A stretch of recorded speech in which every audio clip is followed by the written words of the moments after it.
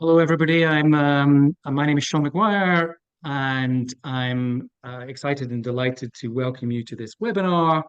We're just going to give people a minute or so to gather, and then we'll get underway. We'll make introductions, and we'll kick off what I'm sure will be a really interesting hour-long conversation. So I can see that the number of participants is climbing steadily. We'll just give it one more minute. And then we'll get going today.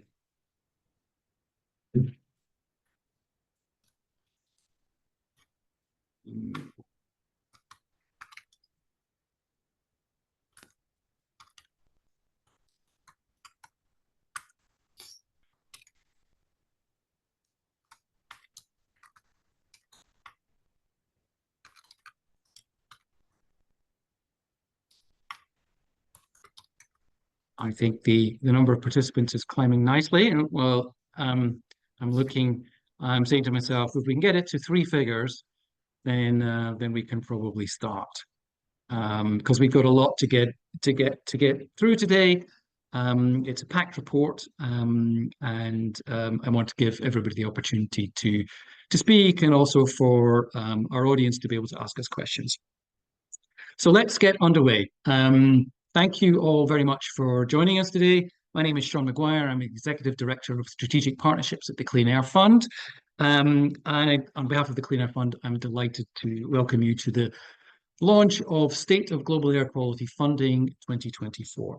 Some housekeeping before we begin. This is an interactive webinar. We want to make this an experience that you can share. So I encourage you to put questions in the Q&A function. It would be great if you could add your name and the name of your organization if you represent one. But if you don't feel comfortable doing so, that's also fine. And we will post some of these questions to the panel in the second half of this hour. For accessibility, please click on the live caption option, and you can select a language to listen to this event. Now, this is the sixth year we're publishing this report, and it's the third time we've done it with our partners at the Climate Policy Initiative.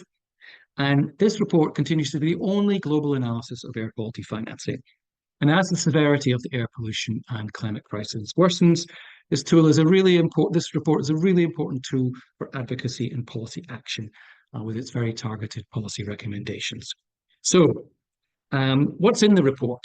This report analyzes international development funding for air quality from the years 2018 to 2022, which is the most recent set of years for which data is available. And why is this report important? Because air quality can deliver across multiple international development funding objectives. It can deliver for climate, it can deliver for health, and it can deliver for economic growth. However, despite the incredible benefits that could be realized from air pollution, from tackling air pollution, there's a real ignorance and failure to act around the harms that are caused. Some of the figures are huge: $8 million in global annual health costs, and global crop yield losses of between 3 and 16%. So numbers that are so astronomical that it's very hard to get your head around them. So today we'll take a look at why there's so little funding going to tackle this and what we can do about it. And the report offers guidance and actions across the air quality landscape in three areas. It provides a stock take, and it points out gaps, and it outlines areas of opportunity. So, why is it particularly important to address air pollution? We've talked about some of the costs already, and you can see on this slide, that they're illustrated there again. But I think, the main point we want to make here is that poor air quality is slowing down equitable growth. It's eroding the gains made by international development funding in other areas. So unless we tackle air pollution as part of the struggle to improve economic growth and improve justice and equity, we will find ourselves in this negative feedback loop of a continued fossil fuel use and continued increase in air pollution, and that's undercutting the gains that we're making in areas of health and education and economic growth that we're investing so much in. So, to address these points, I'm joined today by three incredibly inspirational speakers: Adalberto Maluf, Valerie Hickey, and Dharshan Wignarajah. and I will introduce them shortly. And what we're going to do today is we're going to have a presentation of the key findings of the report by Dharshan, and then we will address the issues that are laid out in the report with some questions to the panelists, and then we will take some questions from the audience, and I hope we have a stimulating discussion. So let's do some quick introductions of who we have with us today. Valerie Hickey is the Global Director for Environment at the World Bank, and she focuses on deploying the World Bank's capital, convening services, and analytical powers to unlock healthy nature as an engine of jobs and GDP, to ensure healthy environments set communities, cities, and whole countries up to succeed, and to build green, inclusive, and resilient economies. We also have with us Adalberto Maluf, and Adalberto is National Secretary of Urban Environment and Environmental Quality in Brazil. He's also the co-chair of the Climate and Clean Air Coalition. And prior to this role, Adalberto worked in the private sector promoting electric vehicles, and he was previously at the Clinton Climate Initiative. But we will start with a short presentation of the key findings from the report by Dharshan Wignarajah, who's the Director at Climate Policy Initiative, the partner who created this report. So Dharshan leads CPI's UK team, shaping policy and leading technical work in Europe in climate finance. So thank you all, and let's get started. I will pass over now to Dharshan, who will give us a presentation on the key findings of the report. Over to you, Dharshan. Fantastic, Sean. Let me start with this slide, which just outlines some of the key elements which are contained within the report. First, you have international public climate finance. That is in the dark green disc. And that is the one which is set behind the orange disc, the orange and yellow disc. And that is the international development finance which targets air quality funding. So the orange and yellow disc. And then we have also, in the course of this report, looked at fossil fuel prolonging funding, which is in the dark grey disc. And all three of those discs are set on the wider background disc, which is the overall flows of international development funding. This presentation and the report below it looks very much at how the flows are interacting and what we can learn from the insights contained. As I run through this presentation, essentially it follows focusing on each of these discs one after the other. So I will start with air quality funding. In our analysis, we provide a specific focus on funding that explicitly targets air quality improvements. We can move to the next slide. This is called outdoor air quality funding. Projects that explicitly target and plan for air quality improvements, more likely to achieve the full range of potential air quality benefits, and they protect from improvements which could be eroded during implementation if they aren't the explicit target of the project. Unfortunately, outdoor air quality funding made up just 0.8% across the 18 to 22 time horizon, 2018 to 22 time horizon, or 1.1% of international development funding in 2022 alone. So for 22 alone, that is for every $1,000 spent by international development funders, only $11 went to outdoor air quality funding. As Sean has outlined, with a staggering death toll of over 8 million people a year and the associated costs in the region of 6 trillion a year, this is a staggering underinvestment and a real missed opportunity. This should be an immediate priority for international development funders, but it continues to receive minimal levels of financing. Outdoor air quality flows have recovered slightly from the COVID-19 dip to reach 4.7 billion in 2022, yet they barely surpassed 2019 levels, showing little or no meaningful growth beyond that. Air quality funding is also not reaching the places where it is needed most. If we take a closer look at the limited amount of funding available and where it flows to, we see that its distribution is quite frankly inequitable. For example, the aggregate air quality flows between 2018 and 2022 at $16 billion were concentrated in a handful of Asian countries. The funding received by the Philippines, Bangladesh, and China alone accounted for 70% of flows over that period. In fact, total flows received by one Asian country, the Philippines, combined were more than all of Africa and the Middle East. They were, in fact, a third of what was received by the Philippines. On top of this, low-income countries are receiving low sums relative to middle-income countries. And some of the most highly polluted countries, such as Nepal, Myanmar, and Rwanda, are receiving barely any funding at all. Overall, there is strong evidence that international development funders need to approach their air quality financing in a far more coordinated and targeted way. We recommend that funders develop working groups on air quality to share best practice and put measures in place to ensure that their funding is reaching the communities that need it most. Let me talk a little next about the structure of financing, which is key to understanding where there are further opportunities to improve our approach. In the most recent 5 years, 92% of air quality funding has been provided as loans. Only 6% has been provided in the form of grants, in sharp contrast to the 63% share of grant funding seen for total ODA. So if you take total overseas development or official development assistance in 2022, 63% of that flowed in the form of grants, whereas for air quality funding, it's only 6%.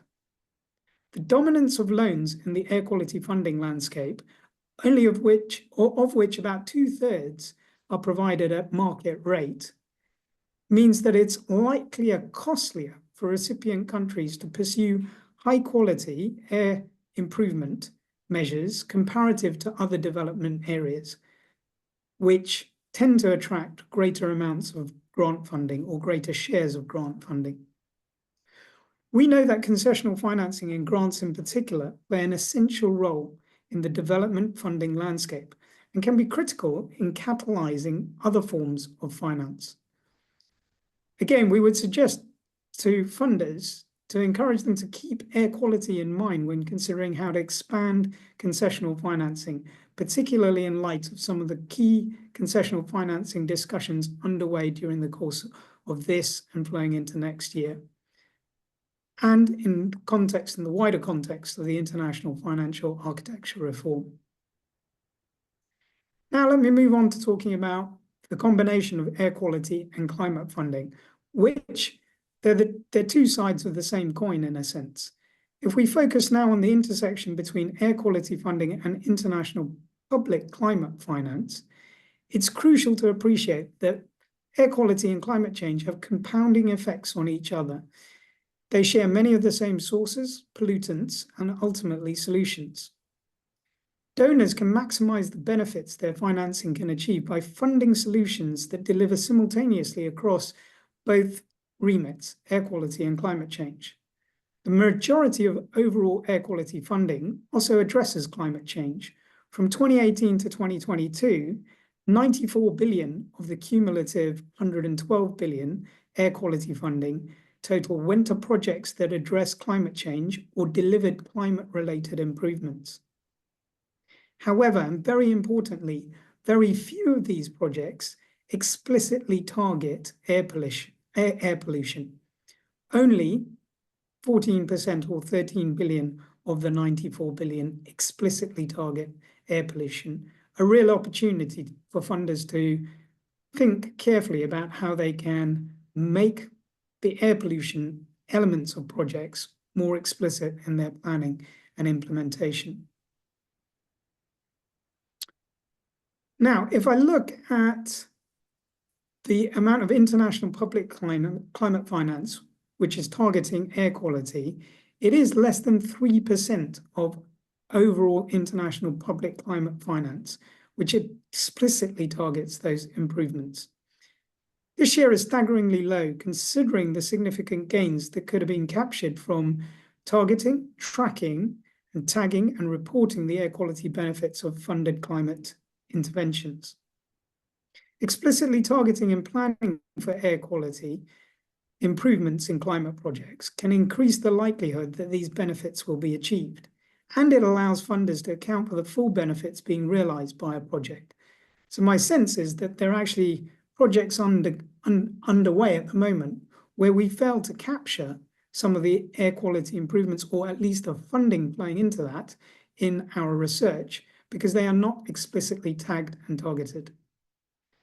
Let me give you a positive example. In 2018, the Green Climate Fund funded a $9 million project to develop greenhouse gas and superpollutant monitoring network in Nairobi, in a bid both to improve the air quality and to inform Kenya's efforts in meeting its 2030 NDC.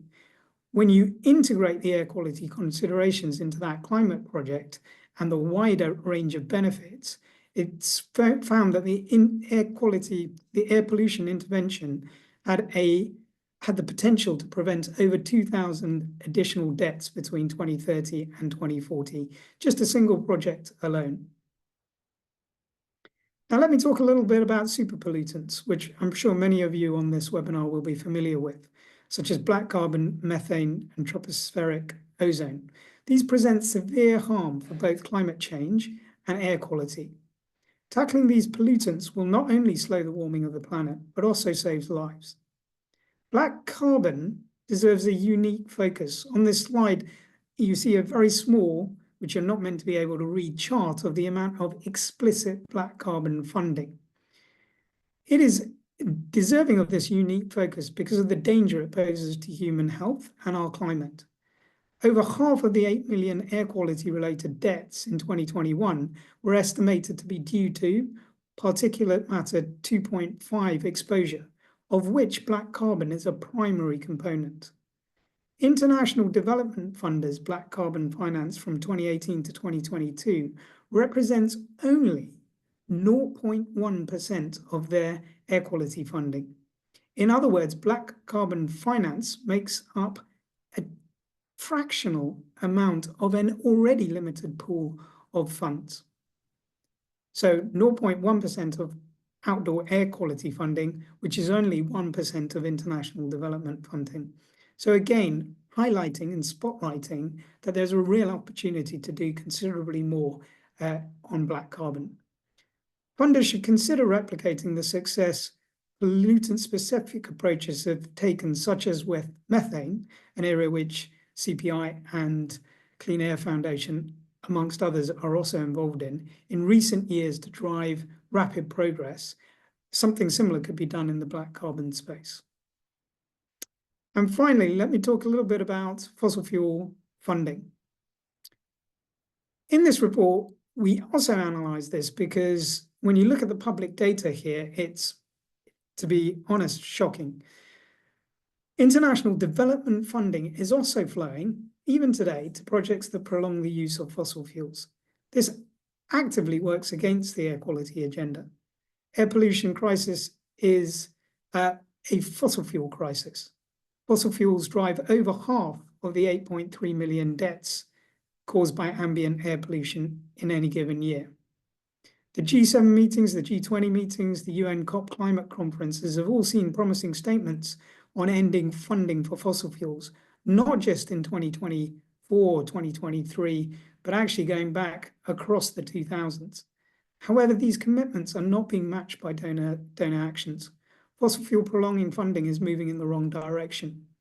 After a promising downturn in 2021, fossil fuel funding was once again higher than outdoor air quality funding in 2022.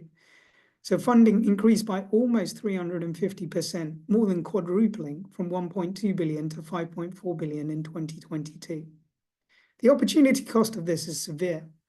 Scarce international development funding is being directed directly towards projects that prolong the use of fossil fuels, while greater funds are sorely needed in areas that we've seen across this report and presentation that can deliver for health, climate, and economic development. It's useful to note that here we're only talking about fossil fuel prolonging funding on behalf of international development funders. It's only a fraction, actually, of what's happening in the wider landscape of public funding for fossil fuels. For example, the IMF estimated that over $1 trillion is being spent on explicit fossil fuel subsidies in 2022. Let me finish with a few short recommendations. There are a lot of very compelling stats in this report, and we want to make sure that they translate into near-term action. We have developed a set of practical, detailed recommendations for different categories of development funders: governments, bilateral DFIs, multilateral finance institutions, and multilateral climate funds. In quick summary, we call on development funders to, firstly, increase the volume of air quality funding, with a crucial focus on expanding the provision of low-cost concessional loans and grant funding. Secondly, address the inequity in distribution, targeting, where possible, low-income countries with high levels of pollution and improving the geographic balance of your portfolios. Third, improve the integration of air quality action into existing development spending. There's a huge opportunity in this space.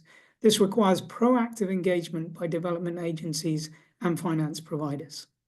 Fourth, improve air quality data through better accounting, tagging, and tracking and reporting, which will give us even more insight than we currently have.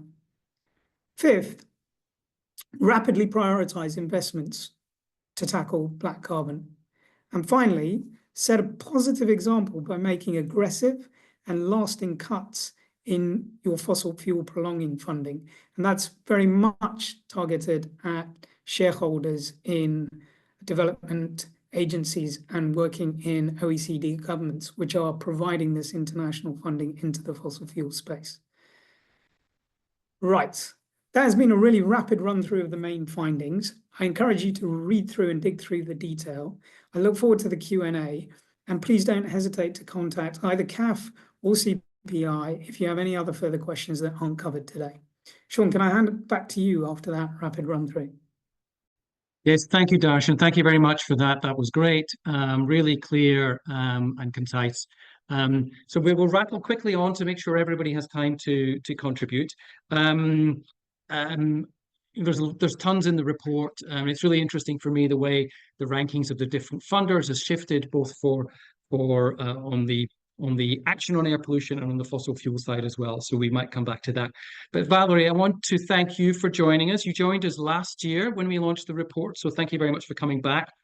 And this time last year, you promised that the World Bank would do more and that you would improve your rankings as a multilateral funder of air quality funding. So, and you have. Congratulations. You've moved up, I think, from 5th to 4th in the overall air quality funding rankings. So that's great. But maybe you can tell us what the World Bank is doing to strengthen its air quality funding portfolio. And are you going to be aiming higher in the rankings for next year? Thank you so much, Sean, and congratulations to you and Dharshan and the entire teams at the Clean Air Fund and the Climate Policy Initiative for this report and for holding us all accountable. We live in a world where I think it's really important that people hold us to our commitments and have the data to prove what we're doing. And I really am proud of what the World Bank teams have done to move up the rankings, but we saw from the numbers, it's not enough. But I have to say, just in terms of context, there's not enough for anything. And we're living in a moment of a huge affordability crisis. 60% of emerging market and developing economies are in debt crisis. So there isn't enough money for anything. And I think we have to hold that in mind. You know, one of the numbers that shocked me, even though I work in this area and I work with these numbers, but this idea that almost 2,000 kids are dying a day from bad air pollution is pretty frightening. But so too is the fact that 10,000 kids a day are dying from hunger. So there are real trade-offs in terms of where the money goes, and particularly where grant funding goes. Because figuring out what scarce money you put where matters. And that's why I think it's so important that, Dharshan, you brought up the point, and the report brings up the point about using better data and making sure that we actually see where the money is going and see the multiple co-benefits that a lot of money has, because money that often isn't tagged as air quality management money is actually air quality management money.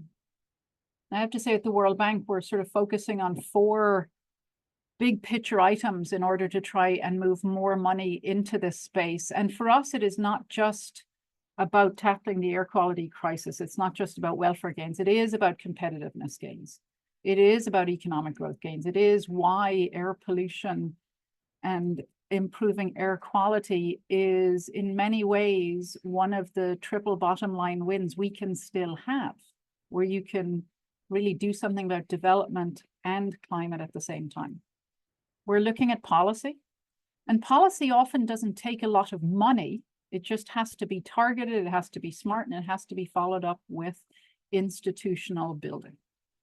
And I think that becomes something we need to look at, and something that can particularly be important for preventing future pollution. Because we all know how expensive it is to clean up air pollution. It's a lot cheaper to prevent future pollution. And that's why working in the policy space is so important and relatively so much cheaper. And it's a space we're increasingly entering into in the bank through our policy finance. We're also working, of course, on the institutional strengthening in places like the Kyrgyz Republic and Bosnia and Herzegovina, helping the ministries of environment set up the kind of information infrastructure they need to be able to track air pollution, to know where it's happening. And I think what we're finding is so important, and it's a lesson we've learned in the past 10 years working in air quality management, is it's not enough to invest in identifying the problem and doing source apportionment to know where the problem is coming from if you're not investing at the same time in solutions. Because all you end up doing is raising the specter of the problem and adding to that environmental crisis fatigue that is hitting people, adding to a level of distrust where you're funding exposure of a problem without funding the solution. And we can't do that in a world where people are losing trust in their government. The social contract with the government is broken. That's why when we're building in places like Bosnia and Herzegovina, that infrastructure, building up the ministries of environment to be able to identify air pollution, we're also at the same time working on residential heating and transport sectors so that we're actually helping the country solve the problem, so that they're not just seeing the data to show how bad the problem is, but they're using the data to track how effective their solutions are. And that's why working on actual investments and infrastructure matters. And that's the biggest part of our financing, is really putting money into making the changes in the various sectors that will actually reduce air pollution, that will actually clean it up. One of our, I think, proudest projects in this past 12 months has been in Turkey, where we've been working with the Industrial Development Bank to make available cheaper loans to industry to transition away from polluting technology. And it's not just to clean the air, because we know at the end of the day, industry are largely in the business to make things to make money.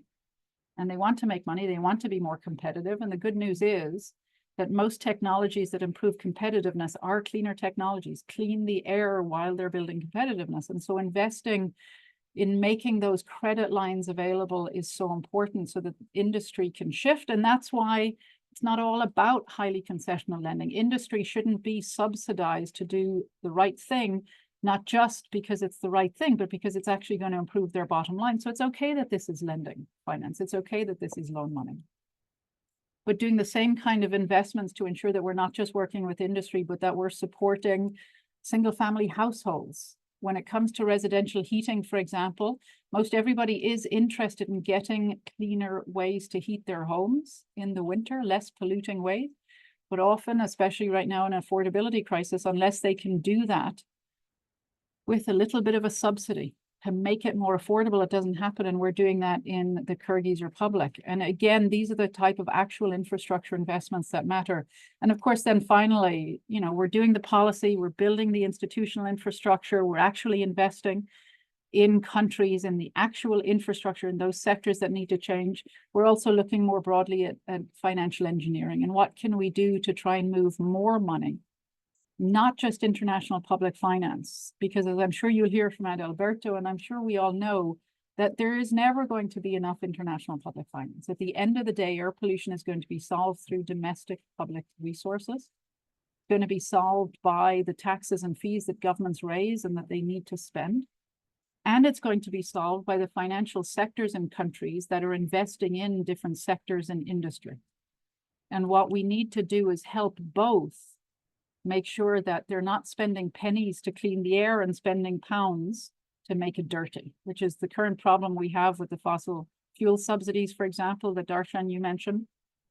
But also that happens with industry, where they're not always aware of what they should be investing in that'll clean the air. So thinking about financial engineering, thinking about affecting those other two sources of financing beyond international public financing, so that we can actually affect the tens of trillions of dollars that are in the system that at the end of the day are going to solve this problem.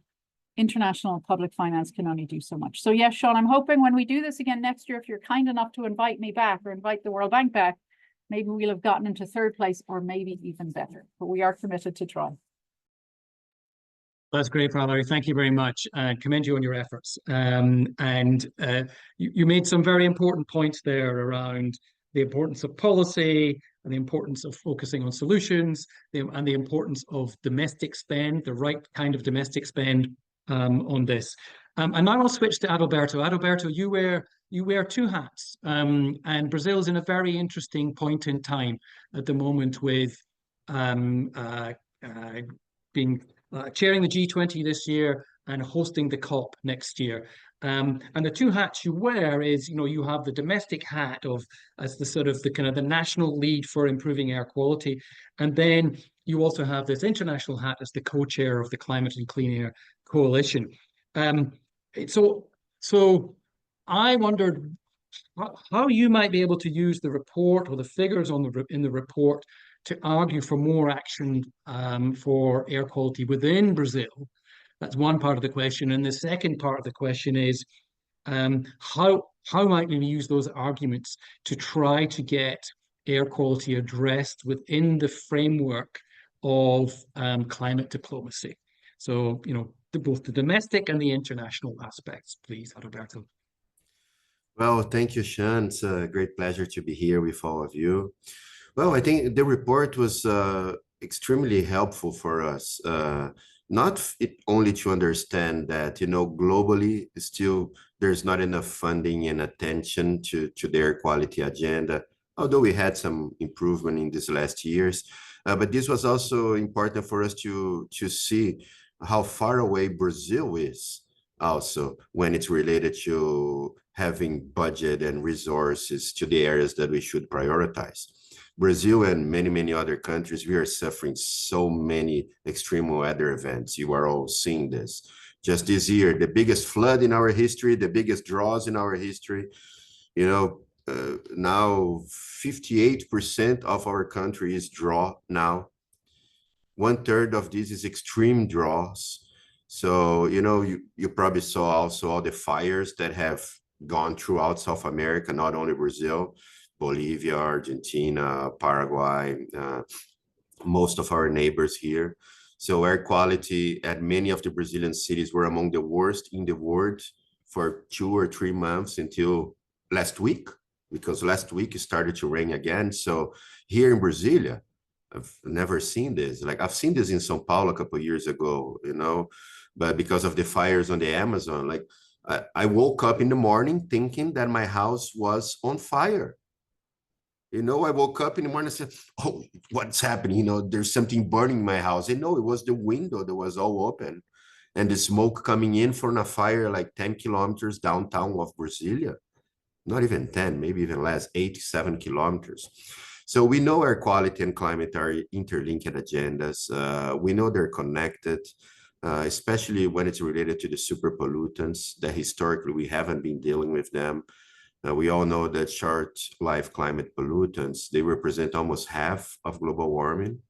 Brazil already have 1.5 degrees increase in average temperature.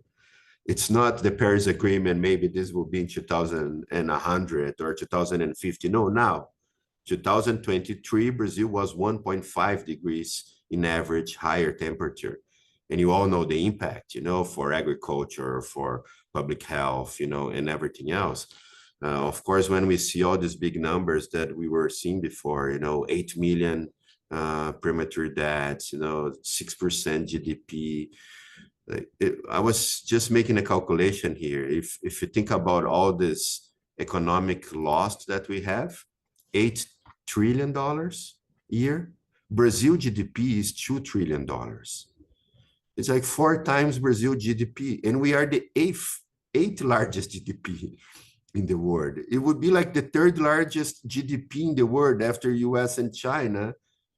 Double than Germany and Japan would be air quality lost. So, you know, we need to speed up quickly, and that's what we want to do it. And joining as co-chair of CCAC for us is a way to mobilize partnerships. You know, that's why we also worked a lot during UNEA 6 to approve the resolution on air quality.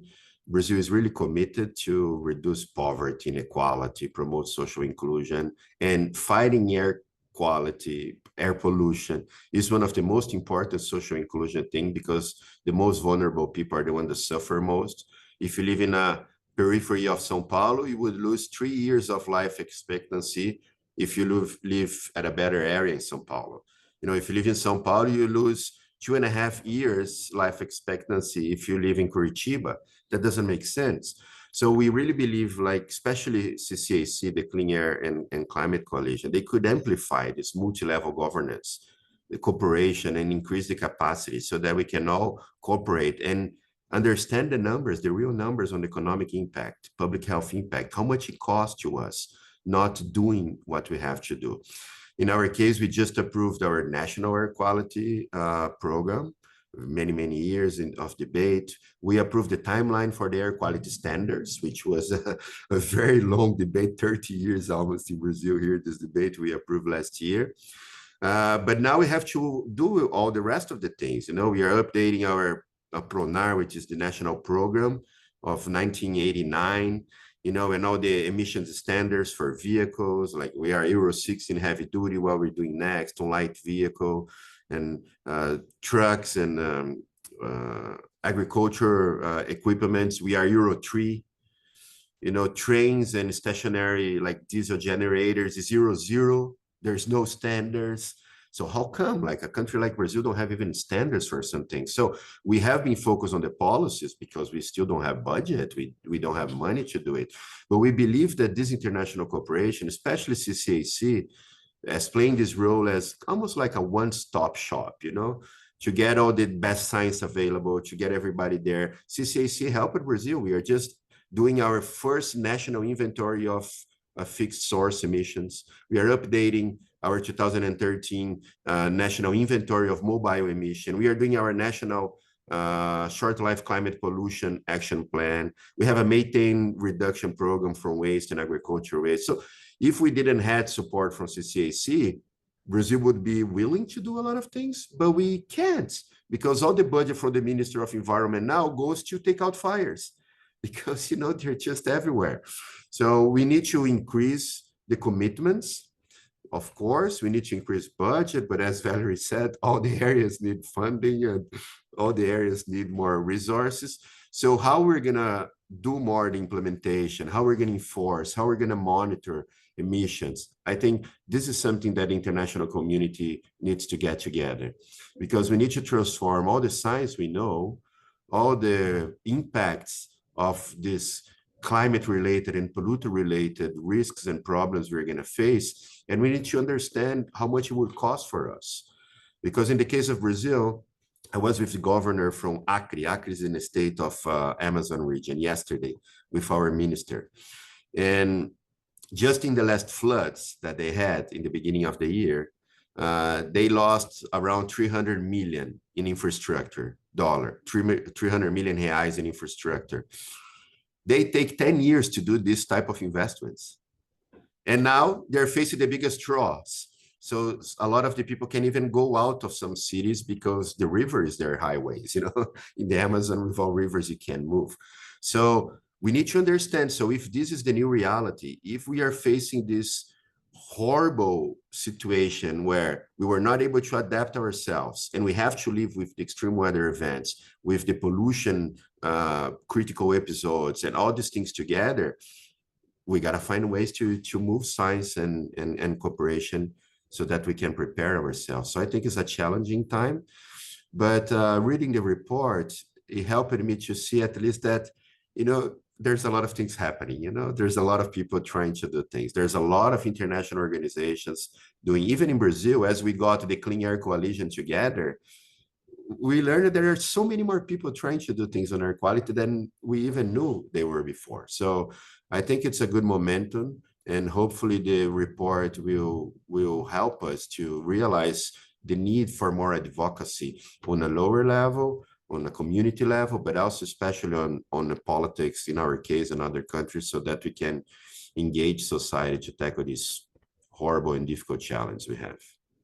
Thank you, Adalberto, and thank you for shining a light on the reality of the situation in Brazil with these extreme weather events and the horrible resulting air pollution that's coming from the forest fires, compounding already high levels, and the impact that is then having on human health and people's well-being. So I want to pick up in particular on the question of how we can spend better, because it's clear that A, we have to rely a lot on domestic resources, and B, we want to push funders to put more money into this area, but there's a limit. So we need that money that is spent to be spent smartly. And the point you made, Adalberto, was around we need a sort of international action and international consensus to drive action around things like monitoring and tracking and getting those synergies around the different types of funding to really happen. So Dharshan, I wanted to turn to you, and I will ask you to be brief so we can get some more questions in. What do you see as the main opportunities to increase funding for air quality within the climate finance discussions and negotiations? Thanks, Sean. I'll try and be brief. Feel free to cut me off. I think Valerie kind of mentioned the reality and the constraints around public finance. I think one of the things that the new collective quantified goal is looking at is how do you bring in a wider set of resources into the equation, into the discussion. And I think that's critical, because if we are to increase quantums, if we are to increase the amount of capital that can be deployed through all of our different mechanisms, then wrestling with those questions is the right thing for them to be doing in Parku. And I am quietly confident that they will make progress in that sense. So as climate funding improves, and it almost, I would say at some degree, it will almost invariably increase. The question is how fast and how much will it increase? And then I think the question for those concerned about air quality needs to be, how do you then ensure that as much of that fraction, and we've seen that it's fractional in the reports, is being driven up? Because even a small fraction, if it's doubled or tripled, can have a comprehensive and collective impact on the wider system. So I would say, it's very important to build awareness amongst public funders that mitigation and adaptation, the kind of classic hallmarks of climate finance, both of them can have defined and clear benefits in the air quality space.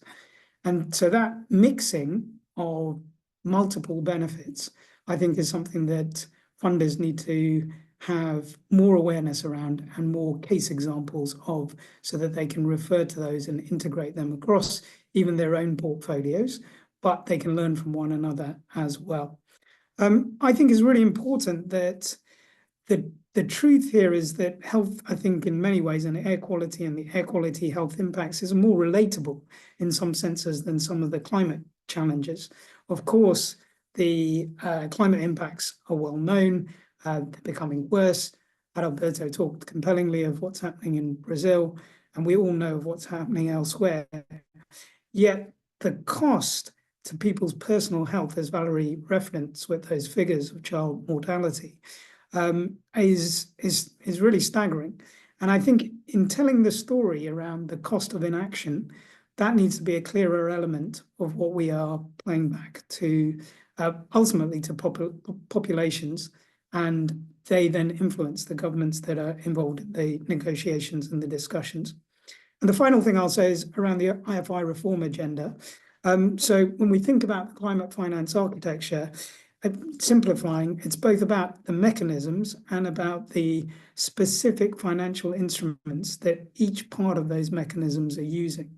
So if we look at areas like the vertical climate and environment funds, they could do more on air quality. The MDBs could do more. I think Valerie has set out a compelling case for what the bank is doing, but it's encouraging to hear that they're thinking about what more they can do. I think that needs to be across the MDB group, including some of the less obvious MDB colleagues in that group. But then crucially, I think there's a discussion to be had with national development banks and public development banks, who I suspect for many, the air quality agenda is not really on their radar and certainly not integrated with some of the low carbon or resilient funding that they're already beginning to channel. And my last thought would be just on the data, Sean. I think both Adalberto and Valerie have both referred to, if you want to make good plans about how to increase the finance in this space and how to use the precious little finance we have most effectively, we really do need to understand how those flows are working and what is proving most effective. And so increasing and enhancing that, I think, is a priority. Back to you. Thank you, Dharshan. Yes, and certainly that last point is music to our ears. We've long been calling for greater transparency and more effective tracking of funding flows. And as we know, banks trying to do the right thing sometimes struggle to mark their projects appropriately to have them recognized as air pollution projects. So that's something we and others have taken up and will continue to take up with the OECD to see whether that can be tracked better. And I liked your point in particular around whether sort of the MDBs as a group can talk to each other a bit more around how they could improve as a group and learn from each other. We're certainly trying to do some work bringing the MDBs together to help raise the bar collectively across that community. And I think your point about the national development banks and public development banks as sources of funding and raising awareness with them is also a great one. I wanted to make sure that we have time for questions from our audience. So thank you for those of you who've put questions in the chat. I'm going to pick them somewhat at random, but so bear with me. And we only really have 10 minutes or so left. But I will start with one question from an anonymous attendee. And it goes, I think I'll ask this one first to Valerie very quickly and then to Adalberto about, it's about extreme weather events and new sources of air pollution, such as wildfires, becoming an increasingly critical source of air emissions. Do either of you have any ideas on how international or domestic funding can be directed to address those sources, which are historically difficult to combat? So maybe I'll start with you quickly first, Valerie. No, it's a good question, Sean. And in fact, it's something that we're all battling with in the international public finance sphere, is the disappearing line between development and disaster response. Because it's not so clear anymore where one begins and the other one ends. And particularly this speaks to the issues with wildfires. And by the way, of course, it's not just about the global south, it's about the global north. We look at wildfires in California here in the United States in 1 year, wiped out the entire climate emission reductions in California from 20 years worth of work. So, I mean, the numbers are staggering in terms of what these wildfire disasters are doing. But of course, it's not just wildfires. And so there is a lot of discussion about how to put money in, what sorts of money can move quickly enough. It's one of the conversations we always have at the World Bank as a development institution. We don't always move money quickly. And how can we do some financial engineering to move it faster? And how can we begin to pre-identify where we know these things are going to go wrong? And looking to do some future casting about where the arc of forest fire, for example, is going to be, where we think that's going to happen, and can we help countries pre-position and put resources to be ready should that happen? What does that look like? None of it is easy. And I think this is why for us, for example, we're not just making money directly available, but we've opened up a $1 billion guarantee window with MIGA, our Multilateral Investment Guarantee Agency, to make available, if we can find that pipeline of projects that countries and companies would like to invest in, that they want to put their own money towards, but they need that extra credit enhancement to make that money cheaper. And this is going to be especially important for disaster response, because it is not the place where you want to be using your most expensive money. And so this really comes back down to these issues around trade-offs and how challenging this is, and how do we begin to apply some of the learnings we've had in how you move money into disaster reduction and disaster response from natural disasters like hurricanes and cyclones, from earthquakes, into spaces like wildfires that have such an impact on air pollution. Thank you, Valerie. Switching to you now, Adalberto. Unfortunately, it's a live topic for you, something you're dealing with on an everyday basis, and I'm just wondering how can you try to get ahead of this on a more preventative basis, rather than just being behind the curve and sort of constantly having to respond and put out the fires and fix the damage afterwards. Yeah, well, the preparation for the fires, it was something that for probably one of the first meetings I joined it here in the beginning of last year. So Minister Marina, she already knew, we know El Nino was coming. We knew this was last year, and also this year will be really dry. So we did prepare ourselves, especially with new, what we're calling this integrated approach with the federal, states, and cities, because a lot of states and cities, they don't even have fire departments, especially at the Amazon region. So for the first time, we approved the Amazon Fund to give money to the states to create fire departments, because supposedly we as federal government, we should only act on the federal areas, but a lot of these fires are state. So we had this integration between the different levels here. But the problem was that maybe 99% of the fire, more than 95% for sure of the fire that had now, they were criminal fires, okay? Just to make sure, tropical forest, they don't burn by itself. It doesn't get like, you know, a lightning there and everything burns out. No, the biggest, like the largest share of fires in Brazil has always been in recent deforested area. So they deforestate, they put fires so that cattle comes in, then later, you know, soya, and there's a kind of disintegrated. Last year, we reduced 50% deforestation. This year, 60% deforestation. So what we are seeing is that a lot of these criminal guys, they realize that if they go there and just cut the forest, our satellites see them very easily, you know, and police will go there. We lock the area. They can get funding. We lock the ownership of the land. And they realize, well, putting fire is also a strategy of deforestation, because you put fire this year, that year, second year, especially these small guys, you put fire in their lands, they can't plant anything anymore. So then they go there and they buy it for peanuts, you know, the lands of these people. So we have now criminals like drug dealers, really the guys, you know, from FARC in Colombia to PCC in Brazil, all integrated, you know, taking out wood. They realize it's a big laundering money thing, you know, it's easy for them.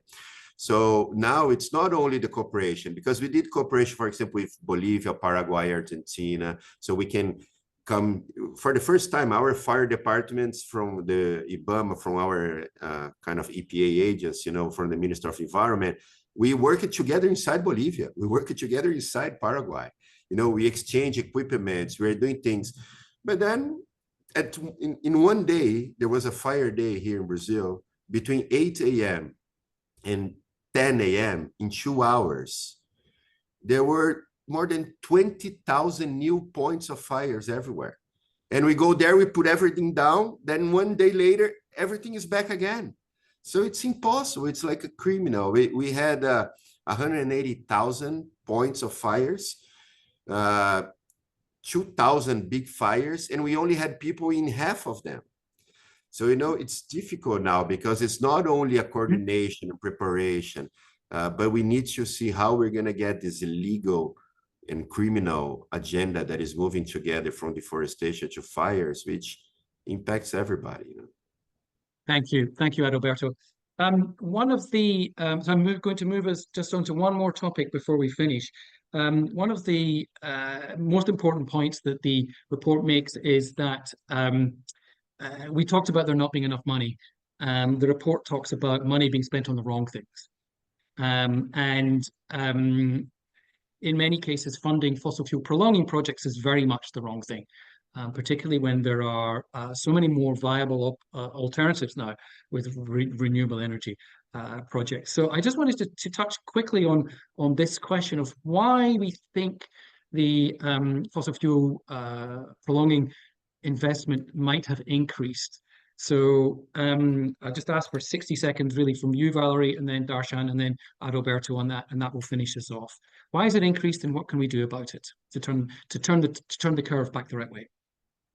I think what's interesting to me is the good news story about how much repurposing fossil fuel subsidies is now on the agenda everywhere. Something that 3 or 4 years ago nobody was discussing about. We always identify the direct financing and fossil fuel perhaps that different people are making, but nobody was talking about the $1 trillion every year in explicit subsidies given to fossil fuels that are having this perverse impact, that together with agricultural subsidies are costing almost $6 trillion in environmental and health impacts every year. And so the fact that the IMF, the World Bank, this is coming up in every meeting all the time, that's what gives me hope that in fact we're seeing a shift in the subsidy environment that was never there before. So there is a good news story here too. Yeah, that's a great point, Valerie. Thank you. Dharshan, your thoughts on this? How can we either continue to drive the fossil fuel subsidy debate in the right area, and at the same time reduce the amount of fossil fuel prolonging investment that's going on?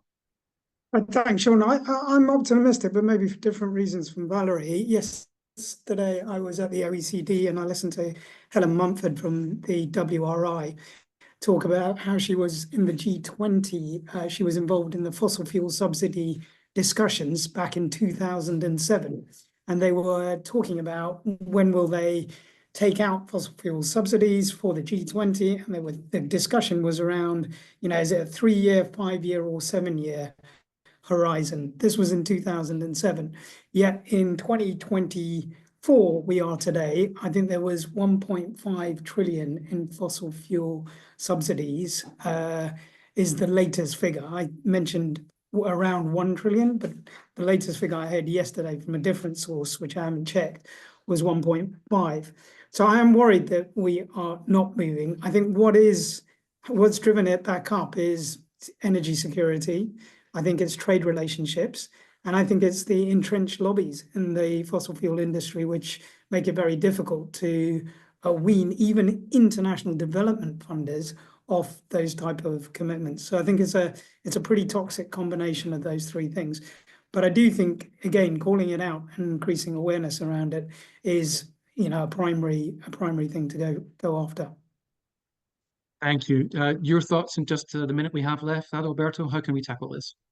Yeah, we know how challenging this reduction of subsidies are, but especially here in Brazil, as we approved this ecological transformation plan and led by the Minister of Treasury together with Minister of Environment, we were able to identify a little bit better. The government took out some of the tax reduction on fossil fuel consumption in Brazil. We did last year. We did a little bit again this year, and things are continuing. But tax incentives on production, still they have a lot of them, and it's still a big challenge because Brazil don't need too much fossil fuel. We have 90% clean energy grid. We have 50% energy renewable, so biofuels can grow a lot. Electric vehicle is growing, but at the same time, there's a huge pressure from society, from governors, from parts of the government that still want to subsidize the production of oil. So it's challenging, we are still facing all this battles of, narratives and numbers and information. But I think at least now there's a consensus that we have to take out the subsidies. And at the same time, we need to promote clean energy and biofuels and, renewables and everything on a different scale. Thank you, Adalberto. And we've come to the end of our hour. Thank you to Dharshan, to Valerie, to Adalberto for fascinating comments and explanation and discussion of the issues raised by State of Global Air Quality Funding 2024. I mean, the headlines for me are, there isn't enough money. We need more money. There will never be enough money. So let's spend the money we have smarter. Let's not waste it on the wrong things. Great points around needing to spend on policy to show the solution path that there is, to use health arguments to drive air pollution as an issue into the climate space. And let's hope that we can see that coming through much more in COP29, and particularly in COP30, when we will be visiting Adalberto's wonderful country. So there's a lot of interesting things for us as a community of advocates and actors to be working on in the coming months. We, the Clean Air Fund, we will continue to track the funding flows in this area and continue to engage with the funders around encouraging them to fund more, fund smartly, fund in the right places, you know, we will keep chipping away at this and getting where we need to get to over time. Huge thanks to you, the audience, for being with us for the last hour and for your questions. Sorry we didn't get around to very many of them. We will try and go back to those individuals who have specific questions about specific bits of information. We will try and pick that up with you individually if we can in the Q&A. But there is an email address that you can send us queries at, and please read the report. There's lots and lots of great information in there. We look forward to continuing this conversation with all of you. Thank you so much for your support, and wishing you all good afternoons, good evenings, or good mornings, depending on where you are in the world. info@cleanairfund.org for inquiries. Thank you very much, and we hope you've enjoyed the hour. Thank you. Bye-bye.